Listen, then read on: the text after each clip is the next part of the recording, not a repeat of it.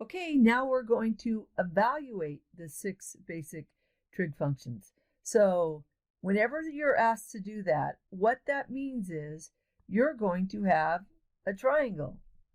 And initially, you're going to be given at least 2 of the sides, possibly 3. And what I'm going to expect you to do, and usually, well, first of all, let me back up.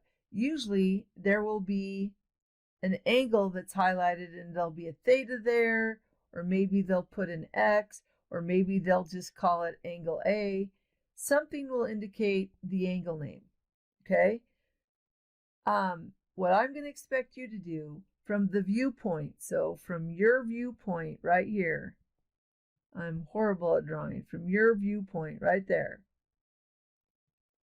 this side is the opposite side. Because this side is opposite the right angle, it will always be the hypotenuse. And the adjacent side, remember, adjacent means that the angle and the side, they share this. That's adjacent. The adjacent side is always touching the theta.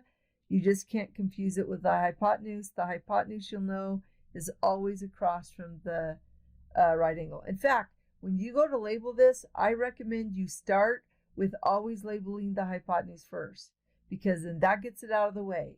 Then, from the viewpoint of the theta, label the opposite, and there you have your adjacent. All right, so now you have that information labeled.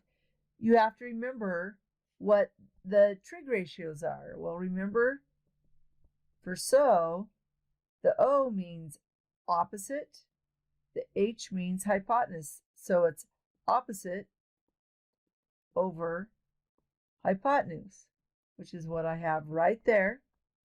And then you just look, well, the opposite side is 4, the hypotenuse side is 5. And then that's all there is to it. So now remember, sine has an inverse. Sine's inverse is cosecant theta.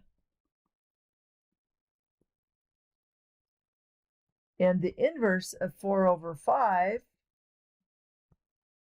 let me just get rid of that, is 5 over 4.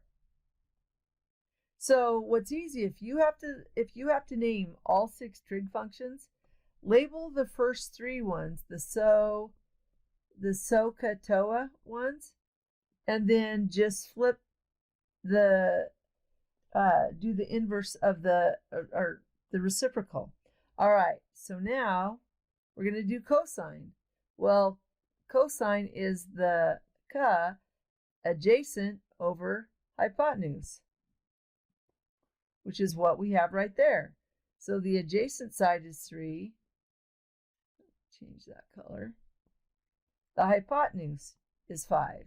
And then its inverse is secant. And then you just do the reciprocal of cosine, which is 5 over 3. And then finally, we have tangent, and the TOA, whoops, I almost did tau.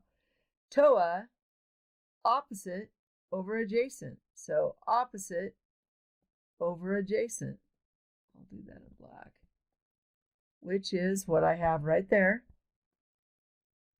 So if you look at the diagram, the opposite side is 4, the adjacent side is 3, and then finally the inverse of tangent is cotangent, and the reciprocal of 4/3 is 3/4. And it gets more complex than that. Sometimes you're going to have a radical in the denominator. So if you would have had, say, 4 over root 5, you would just have to multiply top and bottom by root 5. And all of you know how to do that. But for the easy ones like this, when you're first being introduced to it, this is all there is to it. The next video shows, well, how do we find, when we have the side information, how do we know what is the measure of the angle if we need to find that? All right, that's it for this one.